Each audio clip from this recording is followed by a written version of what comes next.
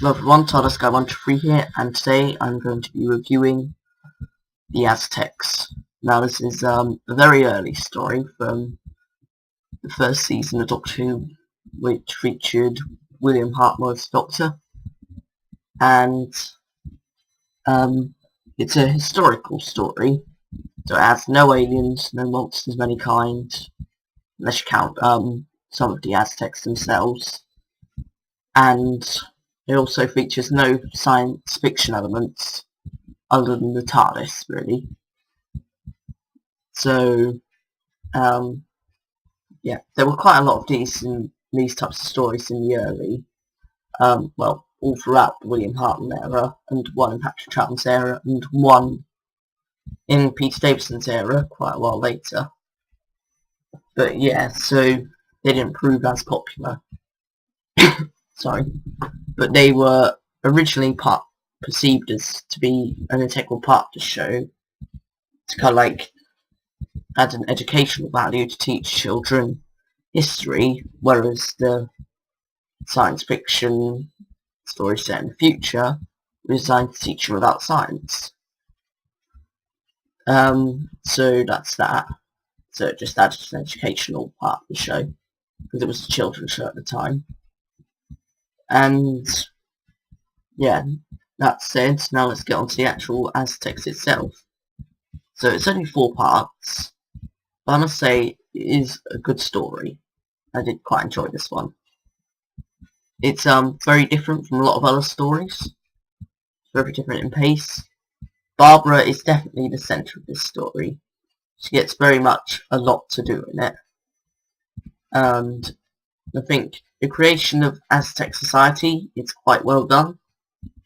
They really do get that across. The Doctor and Barbara, this is a story which very much focuses on them two and their relationship. Well, it does have other focuses as well, but this is the main one. And kind of like this debate for changing history and not changing history, with Barbara kind of like wanting to change history and be able to help people and prevent death, whereas the Doctor says he can't change history.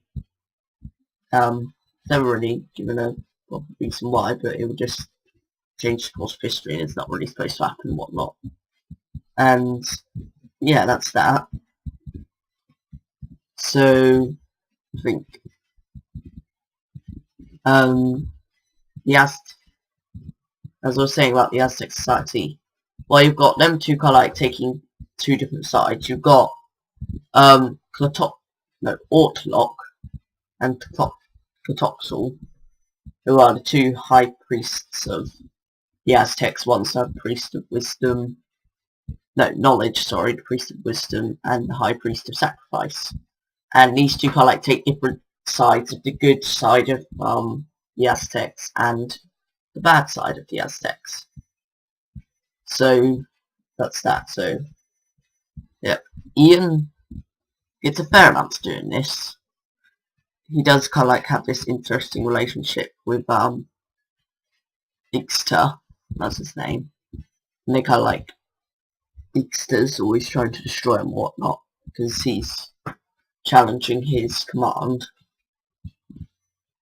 and Ian basically becomes a soldier for a lot. He gets put in, gets locked up and prepared to be sacrificed later and whatnot. He does get a fair bit to do, I think. He gets quite a few decent fight scenes as well.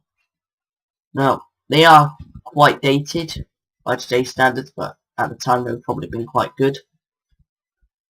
So, yeah, that's that. And in fact, now Susan is the one who doesn't get too much to do. She kind of like gets shortcut on this, mainly because she was on holiday for the filming of episodes 2 and 3.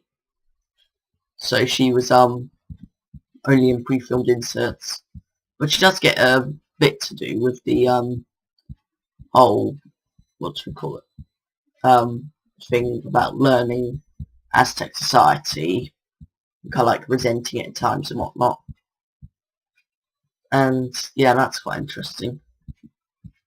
But ultimately, she doesn't really get that much to do. And as I said before, the main focus is Barbara and the Doctor.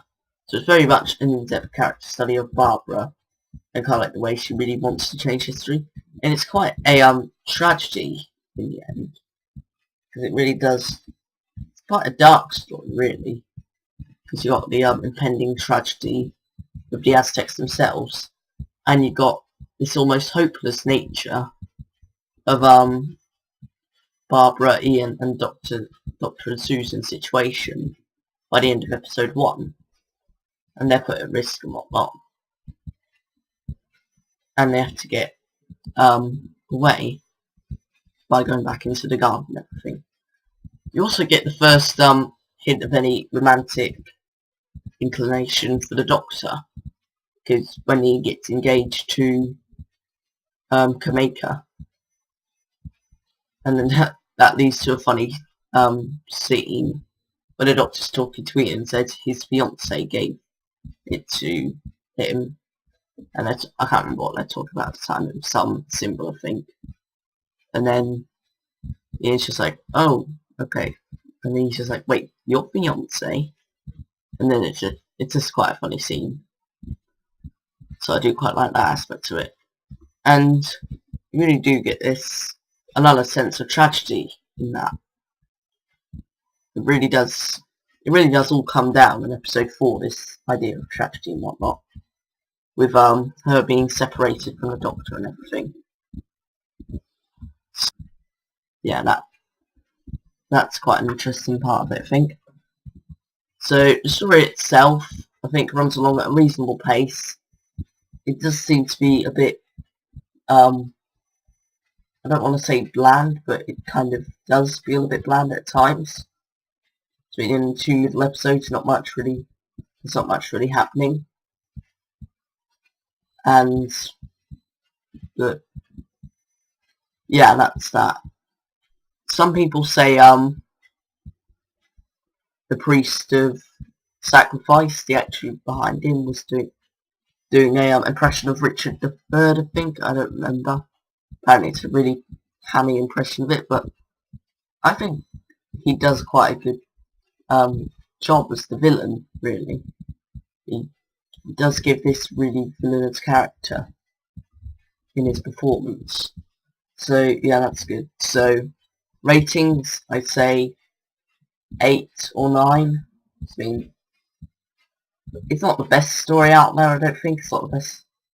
I'm not sure whether it's the best historical or not, because in truth, it's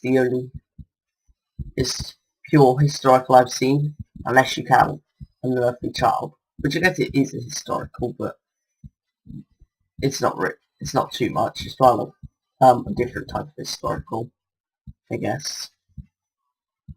But yeah, and yeah, that's that. So pure historical. It's quite interesting. This is my first proper pure historical. If I say I like it, I'm not sure if there are any better ones out there. There are quite a few other ones to watch yet, but yeah, I think I'll rate it 8 out of 10, possibly 9 out of 10, but I think that's being a bit too generous. It does feel a bit bland in places, and it's slow during episodes 2 to 3, but overall I do quite like it, and yeah, 8 out of 10 I'd say. So thank you for watching, everyone, and I'll see you next Saturday with another review. Bye everyone.